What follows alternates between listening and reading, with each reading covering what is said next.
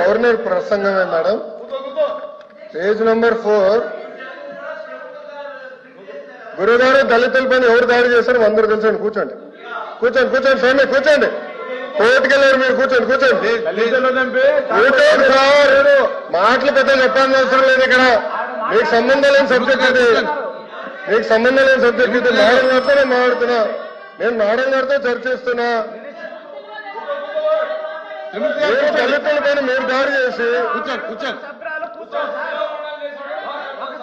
దళితులు గుండు కొట్టించిన వ్యక్తి మీరు మారుతారా? మీరు మారుతారా? మీరు మారుతారు అధ్యక్ష? మీరు ఎట్లా మారుతారు?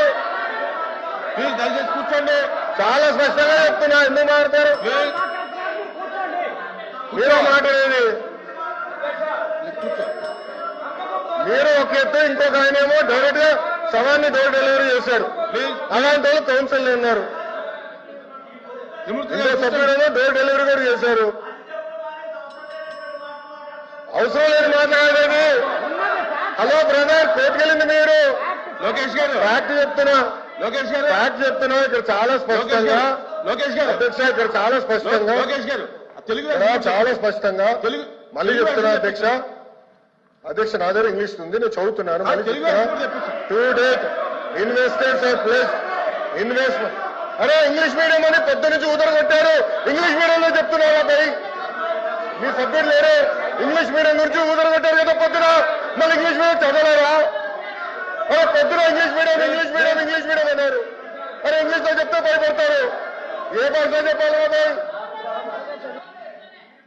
గవర్నర్ గారు చదివింది ఇంగ్లీష్ లో. మీరందరూ బైకౌట్ చేయకుండా కూర్చుని ఉంటే బాగుండేది. అరే అది కాదు భయ్, ఇంగ్లీష్ మీడియం చదవకూడదా? ఇంగ్లీష్ లో ఉందని చెప్పకూడదా? అరే మీరే ఇంగ్లీష్ మీడియం అని పెద్ద ఊదర కొట్టారు. నేను స్పీచ్ ప్రిపరేషన్ వెళ్ళినప్పుడు ఒక సబ్జెక్ట్ వేసి ఇంగ్లీష్ మీడియం ఎత్తేస్తున్నాను కూడా మాట్లాడారు. మరి ఎట్లా బాబాయ్? తెలుగులో మాడితే తప్పంటారు, ఇంగ్లీష్ లో మాడితే తప్పంటారు. ఇంకా ఏ భాష మాట్లాడాలి? లోకేష్ గారు సార్ క్లియర్ గా 4వ పేజ్ లో to date investors of pledged investment of 6.5 lakh crores with an employment potential of 4 lakh jobs. అధ్యక్ష ఇది మా పార్టీ విధానం, ఇది ప్రభుత్వ నినాదం. క్లియర్ గా చెప్పాం అధ్యక్ష. గవర్నర్ గారు కూడా ఇది చదివారు అధ్యక్ష. దయచేసి మేడం గారు గుర్తుపెట్టుకోవాల్సిందిగా కోరుతున్నాం.